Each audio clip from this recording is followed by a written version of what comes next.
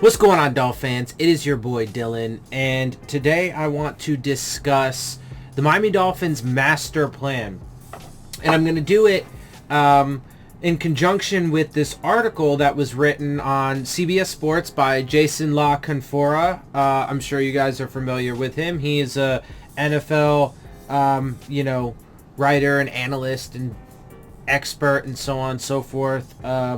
Obviously writes for CBS Sports and the NFL. So let's get into this and let's discuss it, because he has optimism and he's one of those, I'm bought into what the Dolphins are doing people. But he raises some very interesting questions that I believe at least many of already have answers to. So Dolphins now swimming in draft capital, but this rebuild rests on Tua and will be judged in the standings.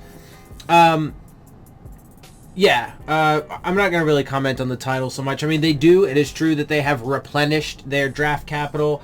They obviously started off with a ton of it because of how they stripped down the team in their 2019 tank season. But at this point, it definitely does very much rest on the development of Tua and so on and so forth, but also, of course, how they build out the rest of the team around him, and then that will eventually translate into production on the field and wins and losses, so on and so forth. So, and I say at this point because it is quite clear that the Dolphins absolutely wanted to get Deshaun Watson, and they still could. Again, there's still a month until the draft. Should that get cleared up, if somehow or another they manage to settle his cases, again, last time I checked, he has 10 sexual assault allegations against him, lawsuits, and he is not only a wealthy person who I'm sure has a good legal team, but I would very much be willing to bet also has the backing of the NFL, because they would want to keep one of their superstars in the game, right? Because of how much money he can draw for them. So my guess is that there stands a pretty high probability of him having his case dismissed or settled out of court. And again, I brought up the fact that there was I can't remember the college again off the top of my head, and I didn't look it up again, but recently there was a college coach who was accused had 700 counts against him, and the school settled for $1 billion.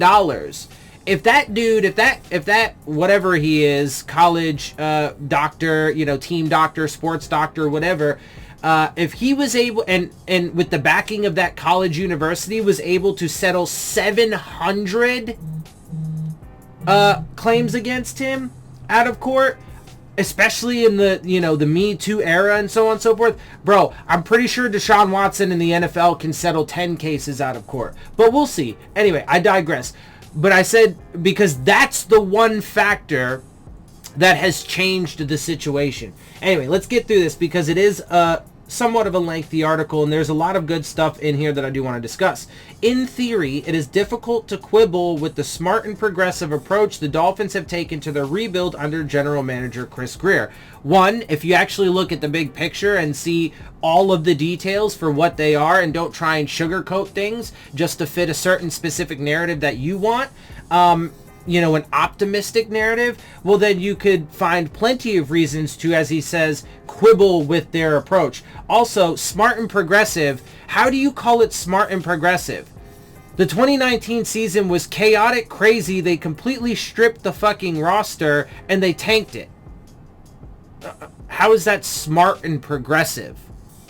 Last year, they were massive spenders in free agency. True, they did win 10 games, but it was more of an aberration than how much the team actually stepped forward. Okay? And anyway, I'm not going to go through my same old spiel, because I'm going to say a lot of this throughout this. So let me just continue on before I lose myself in the things that I've said a million times. I've long been a proponent. The point is they have not been smart and progressive. And even this offseason, again, the Deshaun Watson thing could still eventually materialize. But even this offseason, That's what they wanted to do. They wanted to fucking blow their load on Deshaun Watson, but they were forced, their hand was forced because of his legal battles. Not because they didn't want to. You don't get credit for something that you were forced to do against your will, right? So, anyway, he continues on, I've long been a proponent of them finally taking the long view. Well, I agree too. They did need to do something that, an approach that was tailored towards long-term success. This is not that. This is not that. And you can't, we'll get more into this, but the ever-changing coaching staff and roster, dude, that is not going to set you up for long-term success. You have to have chemistry and cohesion. You have to be able to have carryovers. You have, like, it's, anyway, we'll get more into it. And full roster teardown. Again, completely disagree with that. Completely disagree with that. There will never be a time where I will ever say, there will never be a time or a circumstance where I would ever say a team should completely tear down the roster and or do something like tank. It is not necessary, because the only thing that is necessary is to adopt the right approach.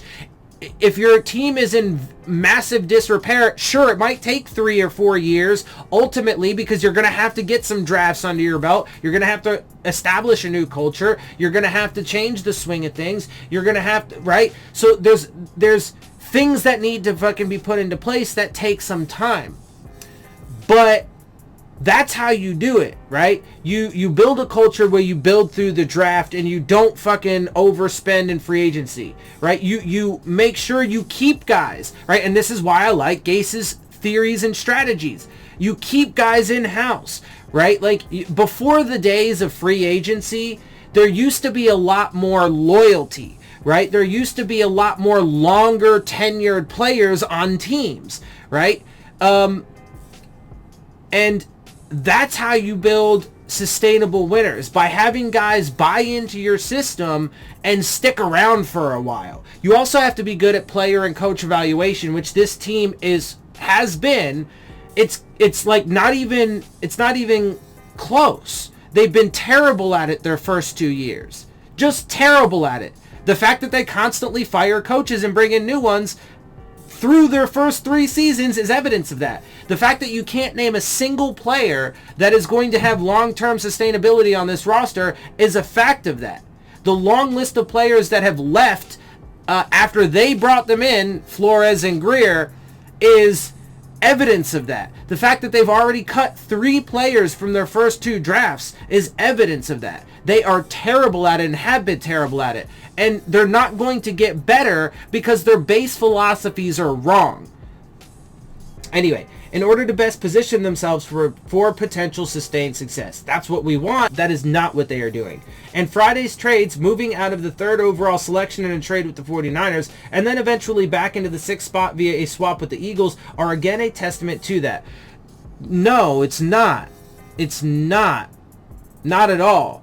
If they would have stuck with the 49ers trade and not done the Eagles trade, then I could say 100%. But they completely walked it back. And then you still have to see what they do with it. And again, their track record so far has been trash. They have not been good. They have not been good with it. And the funny thing is, too, is when I read articles like this, the writers oftentimes will give you, right, and he's gonna, with the questions that he asks. Again, a lot of these questions that he asks here shortly already have answers, but they present to you the evidence that you need to disprove it, right? Like, so it's mind-boggling how people will still draw the ultimate conclusion that things are all on the up and up when the evidence is clear and right there in front of you. Anyway, he continues on. There's a clear vision, not really. Again, how can you say that when things change so much? So their vision is to just have a new coaching staff every year? Is that their vision? Because that's what they've literally done for 3 seasons so far. The dude has a 5-year contract. This is his 3rd year, and he has a 3rd new coaching staff. Is that their vision? Really? Really? But again, and he mentions this later on. We'll get to it. and clear vision and execution and method to their maneuvers and roster asset manipulations. Again, there's no argument for that. There is no argument for that. There is clear vision and execution and reason and method to their maneuvers. It's very volatile and all over the place. The flurry of moves that they make, again, is evidence for that.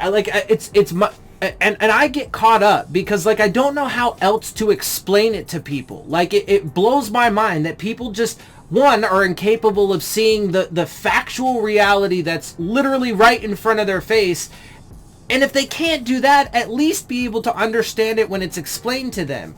But really, especially Americans, unfortunately this is the case, people in general, but especially Americans, have just been trained over decades, hundreds of years, millennia, pretty much the entire time that human beings have been in existence, but certainly over the past few hundred years of American history, people have been trained, indoctrinated, and propagandized to be fucking morons and to blindly follow these jackasses in power that only ever do things for their own benefit. Like, it's absurd. But okay, whatever. Honestly, at this point in my life, I've realized, like, I can't convince people, I can't change people, and I can't stop the eventual terrible outcomes because nobody ever fucking listens. So I'm just gonna have a fucking good old fucking time with it, be amused by everybody else's stupidity, and then fucking revel in the fact that I was correct at the end of the day.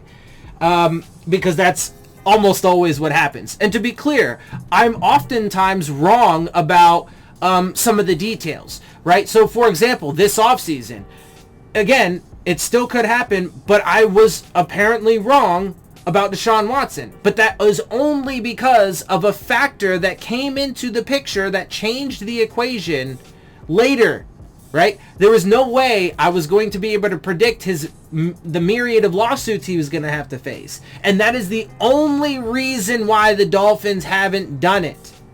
And again, should that go away, or sufficiently enough, or if they feel like it's going to go away, they still could do it, bro. And they have the draft capital and assets to do it. They don't have the money for it because they have, like, literally no money left at this point. But they could easily fucking make the cap space by cutting or, restructuring players too. But they could cut guys like Byron Jones. The problem there is, and just like with Kyle Van Noy, you are now getting rid of staples of your team. Anyway, again, and he addresses a lot of these. So let's continue on. I'm not wavering from championing any of that as an organizational strata. Okay, that organizational strata is a good one to champion, but you're championing it for a team that is not doing that. And when Brian Flores and Chris Greer get fired in about a year to year and a half, everybody's going to look back and be like, oh man, yep, they sucked and it didn't go well and blah, blah, blah. Their strategy obviously wasn't great. They shouldn't have tanked 2019. They shouldn't have been big spenders in free agency in 2020, and their drafts were terrible, right? Anyway, and they were not good at player evaluation, and the coaching staff changed every fucking year, right? People will, after the fact, say all the things that I've been saying during this whole fucking mess. Because that's how it goes. Nobody ever fucking listens. I get proven correct. And then everybody, at the end of the day, fucking changes tune because that's what then fits their new narrative about why they have to then shift gears, why Flores and Greer fucking suck and they just got a clean house again, or whatever the fucking narrative is at the time. However, we have reached a point now with expectations raised when this enterprise is shifting from theory to practice. I mean, they should have already been there. So I don't know why just now that's the case, but okay, whatever. As in finding and developing the best from those draft selections with all involved working in synergy. It's about how much production those young players yield every week and how that translates to wins. And I'd be lying if I said I didn't have some trepidation about how this will play out. Well, that's good. I'm glad you have some trepidation because the fact of the matter is that these people in power and in charge, starting with Stephen Ross, have absolutely no idea what the fuck they're doing. Chris Greer, and look, I actually think Chris Greer has done good things in the past. He did great things when he was with Adam Gase. Their drafts were great. But here's the difference, though. Adam Gase didn't follow the marching orders of Stephen Ross. Adam Gase did his thing. Brian Flores is doing everything that motherfucking Stephen Ross is telling him. Guaranteed. Now again, to be clear, that doesn't mean that Stephen Ross is micromanaging every little thing that Flores does. But he has given him a blueprint to follow and said, this is how... Tank in 2019. We're going to be big spenders in free agency in 2020. We're going to go get fucking Tua Tagovailoa, even though, you know, he's got injury concerns and et cetera, et cetera, et cetera. And all of the rest follows. The chaos that we have seen, the craziness, the constant changeover in coaching staff and roster, all of that is directly derivative of that blueprint that he has been given. And he, like a good lapdog, has fucking taken his marching orders and fucking just followed them. Anyway, he continues on. Will there be unity between the front office and the coaching side of things? Will Brian Flores and let's note, okay, that front office already... First of all, when they fired Adam Gase, everybody praised... I'm going to bring this up. I haven't brought this up in a while. Everybody praised Stephen Ross for trimming down the front office and having less heads, less talking heads in that room. Okay? Because it went from Greer, Tannenbaum, Ross, and Gase, 4 people, to... Initially, it was Ross, Greer, and Flores, 3 people. But then they brought in Marvin Allen and Reggie McKenzie, but nobody said anything after that. Nobody revisited that topic except for me. Nobody except for me was like, is anybody going to mention the fact that they were praised for trimming down their front office and having less people, but now they actually have more?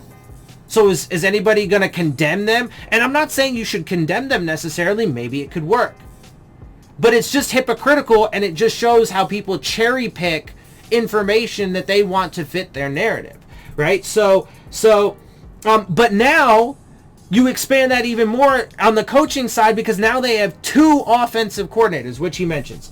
Will Brian Flores' staff, which seems to be ever changing, be able to bring out the very best of the draft haul? Well, they've done a pretty poor job in their first 2 seasons, and I can't imagine they're going to get any better if they're constantly changing coaching staffs and philosophies and opinions and so on and so forth. Is this coaching staff, which played a lot more of the yo-yo stuff with Tua Tagovailoa than I would have liked, going to expertly incubate and cultivate the quarterback after even more turnaround on the offensive staff, and now with a fairly bizarre system with dueling offensive coordinators? See, the answer to these questions are no. They are not going to be able to succeed at this. I promise you. But I'm the bad guy. I'm the bad guy for pointing this out. I'm so terrible, right? And everybody's going to learn the hard way, bro. Watch. You can hate me all you want. Look, I don't care. I've gotten to the point in my life where I'm done trying to seek fucking, validation and shit from people. I know who I am, and I know what I have to offer, and... Again, I mean, this has just been the story of my life. I point out the harsh realities of the world to people. I get made the bad guy, but then I get proven correct. So people are going to find out. They're going to find out the hard way, and they're going to be sorely disappointed.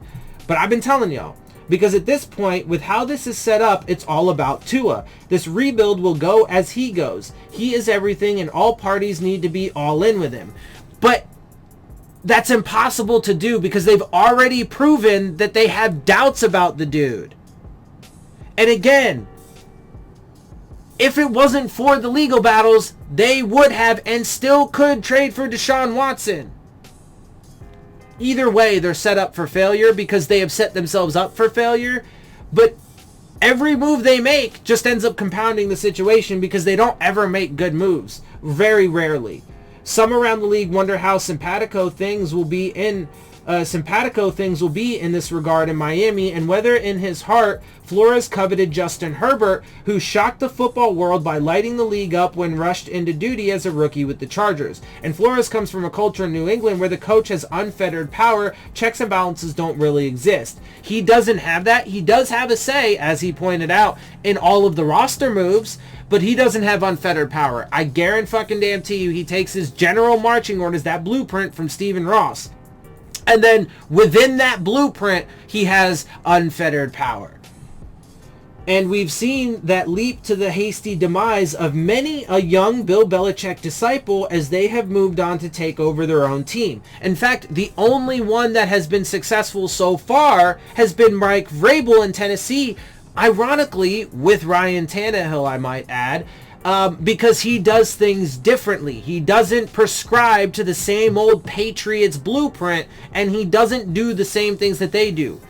Okay, again, first of all, any Dolphins team led by Stephen Ross is going to be destined for failure because he has absolutely no idea what he's doing and only thinks that throwing money and draft picks at the problem is going to help, is going to solve it. And that's not the case. You have to do it smartly. And he doesn't know how to do that. But then when you add on top of that a lapdog sellout who's just going to take those marching orders and then also try and replicate what the Patriots did because that's where he came from, it's not going to work. It's not going to work. Again, and I say this all the time, I hope they prove me wrong.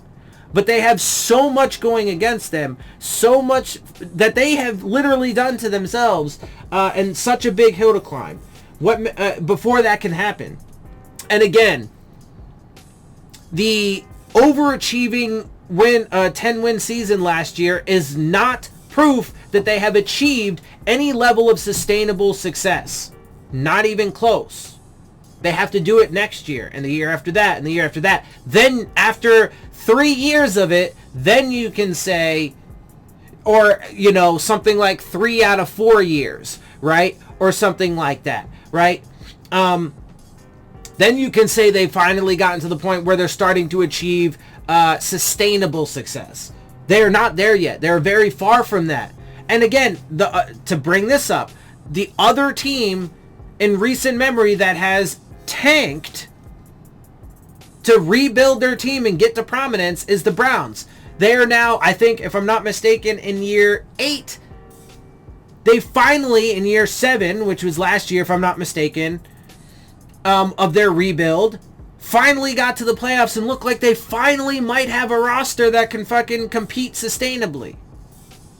But do they? Do they really? So, okay. What many in the scouting community would tell you is that 1 year out, the Dolphins may not have maximized their haul from their 3 first-round picks from 2020.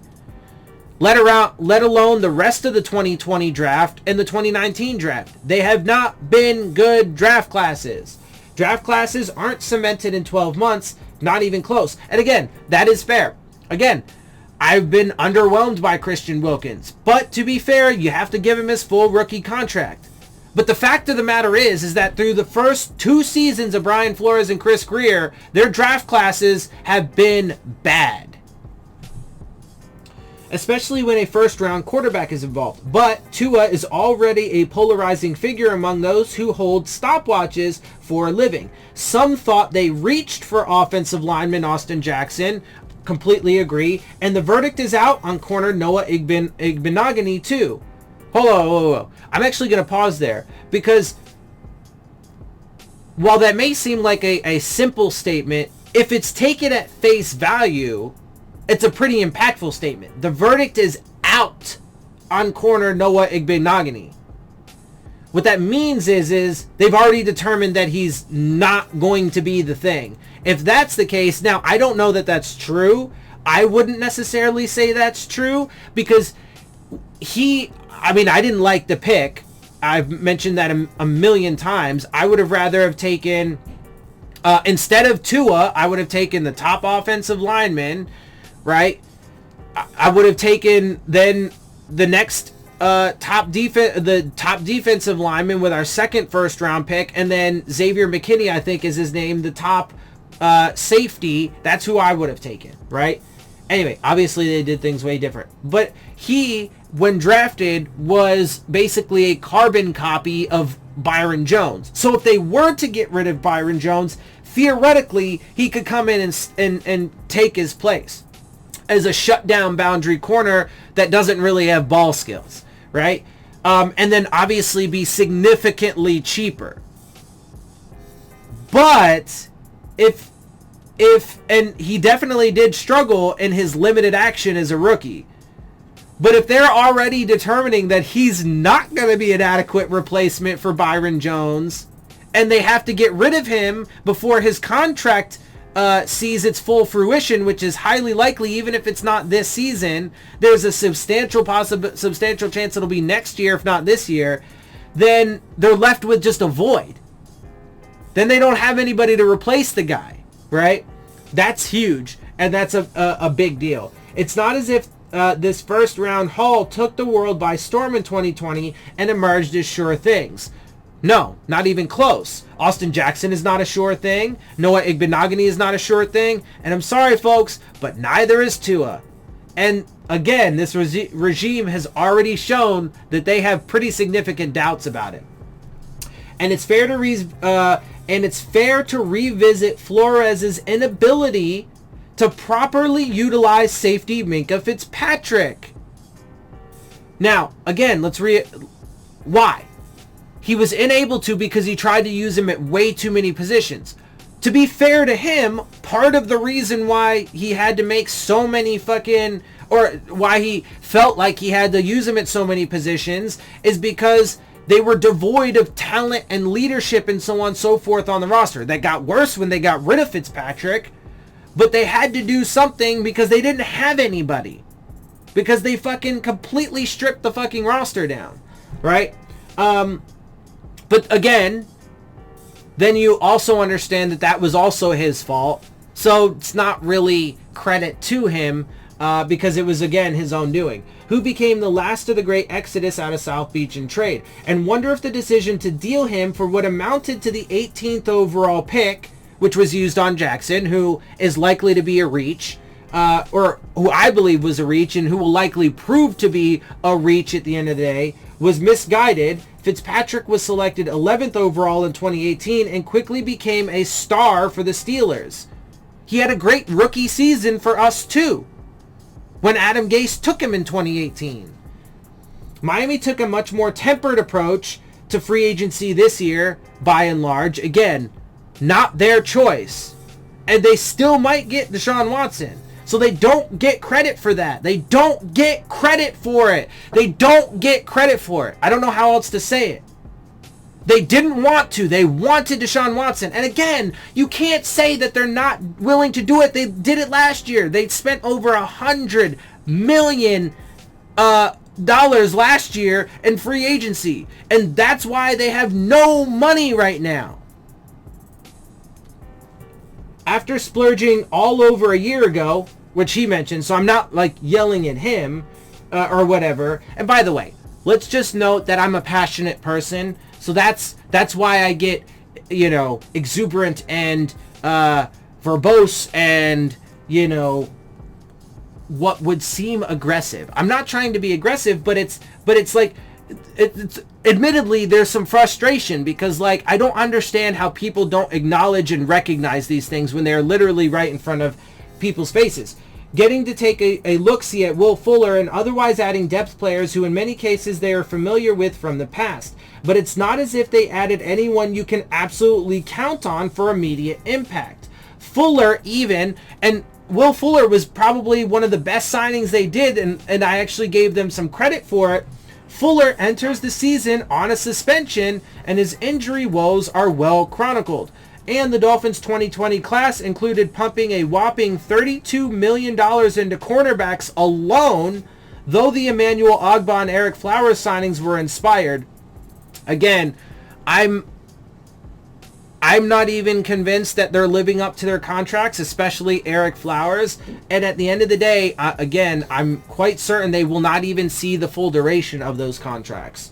Let's see. But they also already dealt Shaq Lawson, who was supposed to spearhead their new and improved pass rush and they've already cut Kyle Van Noy, a New England guy, a year after making him their off-season centerpiece. Less than ideal and perhaps disconcerting. Oh, you think? You think it's perhaps disconcerting?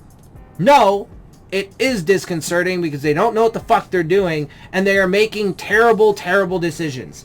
It may be sour grapes, but what Van Noy has said and left unsaid about his brief dalliance in Miami doesn't reflect well on Flores either. Let's just say it's fair to have your antennas up a bit with this stuff, and Van Noy's speedy retreat back to Foxborough adds some spice to this rivalry and keeps the Dolphins' odd year with him under the microscope moving forward. So it's hardly been all roses and chocolates to this point. Some feelings have been hurt, and mistakes have certainly been made. And look, I had somebody mention to me that the Dolphins' culture has changed, which is good. It's true, the Dolphins' culture has changed.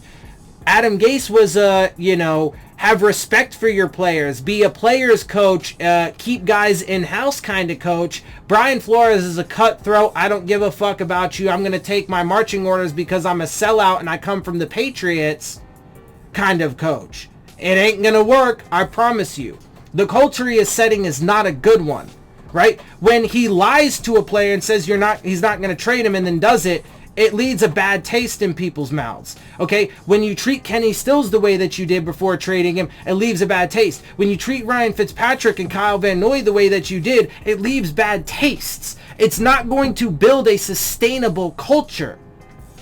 It's not how that works.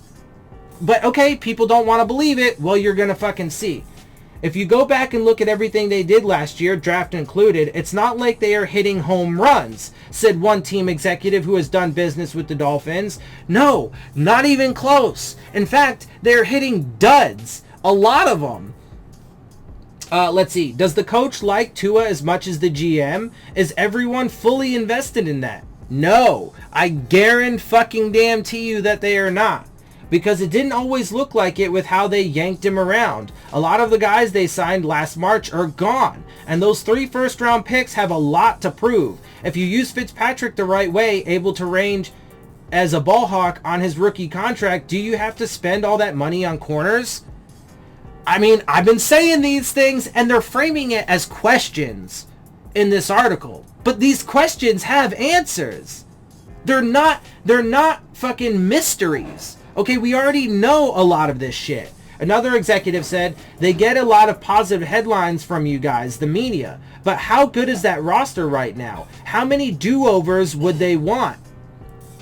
Bro, I'm telling you, the Dolphins were not a 10-6 team last year, and they are not going to be that this year. Also, quick side note, they did expand the regular season to 17 games, which I think is stupid. But a lot of players also think it's stupid. And now comes the hardest part. Oh wow, we haven't even reached the hardest part yet? Jesus Christ. Finding the right player and the right fits when you're expected to start contending.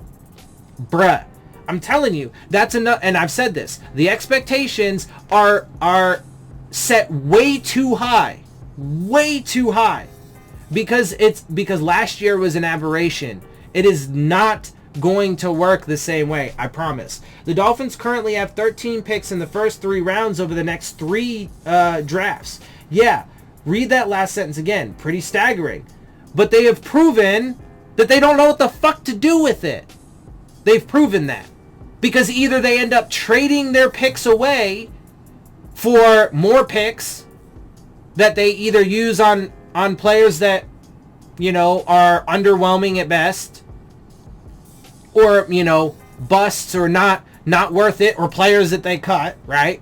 Or reaches, or whatever. Or they either trade them away or use them on fucking players that aren't good. Right?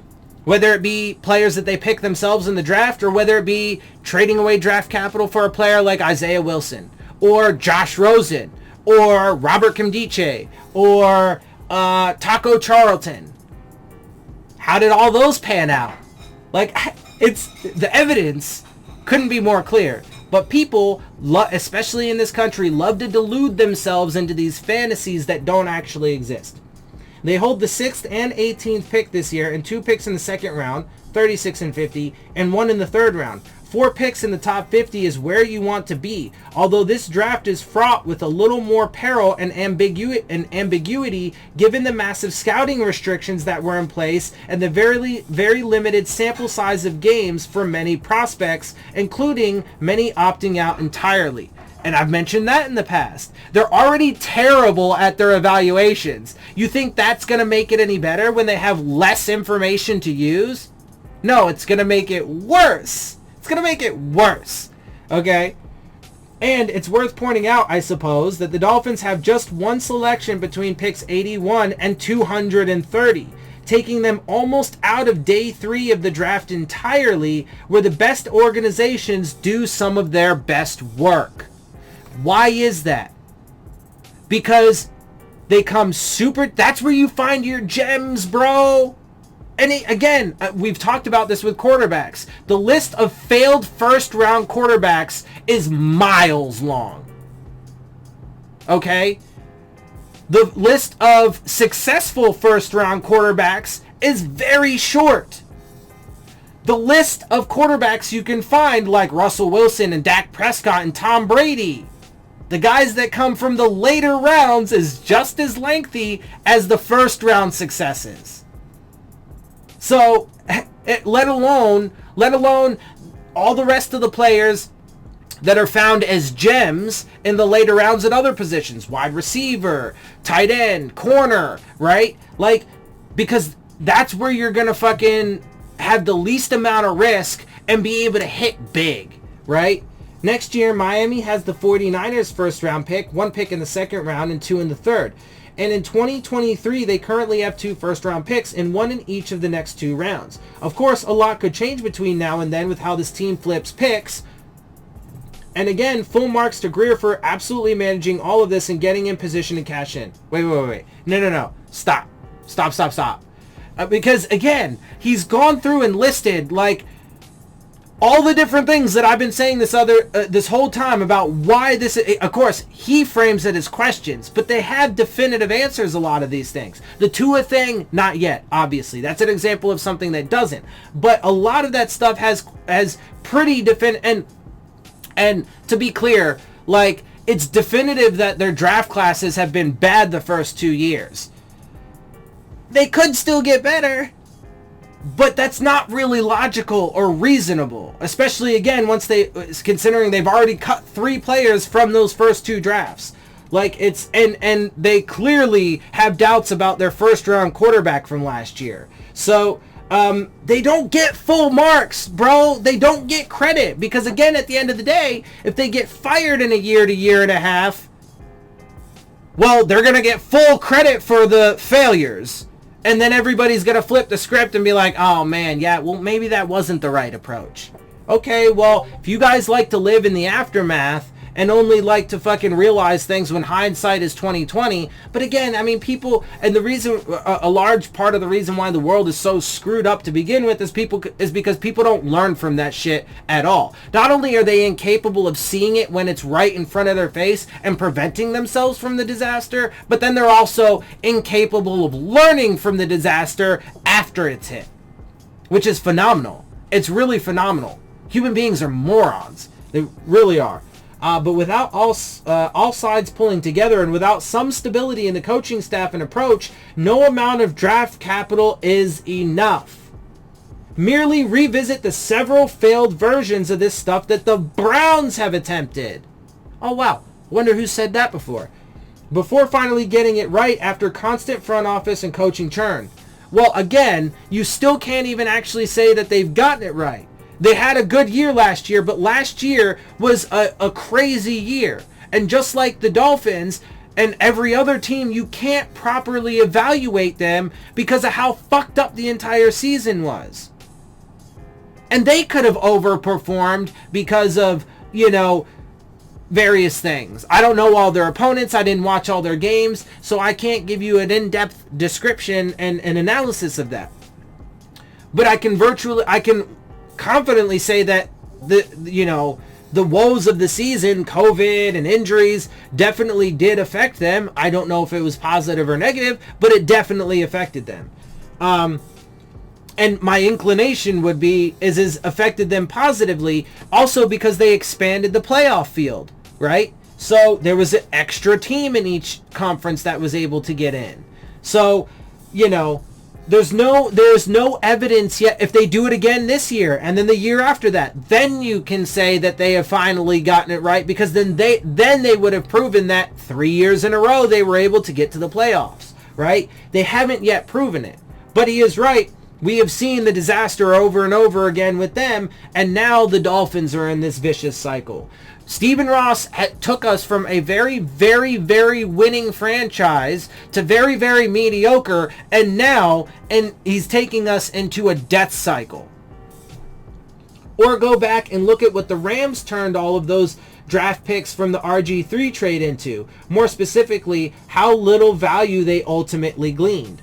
A full-scale rebuild is hardly foolproof, and there will be considerable heat on the Dolphins with expanded playoffs and with some perennial AFC powerhouses like New England and Pittsburgh in transition, if not sliding, and others like Tennessee and Baltimore losing key talent in free agency. The spotlight will burn bright on this team and its 2020 draft class, in particular, to lead a charge back to the postseason. And with another odd staffing construct with 2 offensive coordinators, questions will continue to be asked of Flores as well. The honeymoon, one suspects, is over. It's already quickly ended for several prominent coaches and players there, and results will be judged in the standings and not the number of first-round selections moving forward.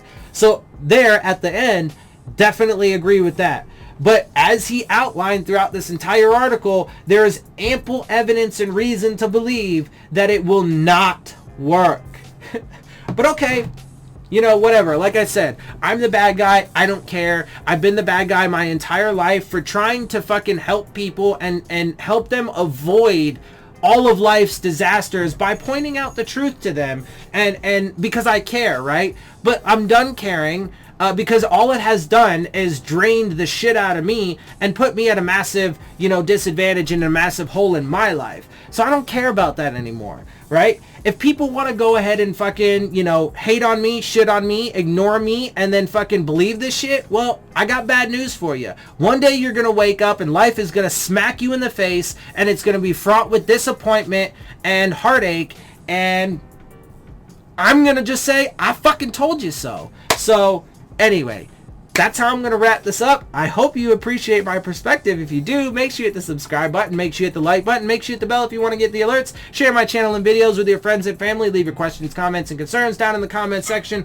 And, of course, as always, follow me on Twitter at Dillon Tartare. And with that, I am out. I'll see y'all soon. Phins up.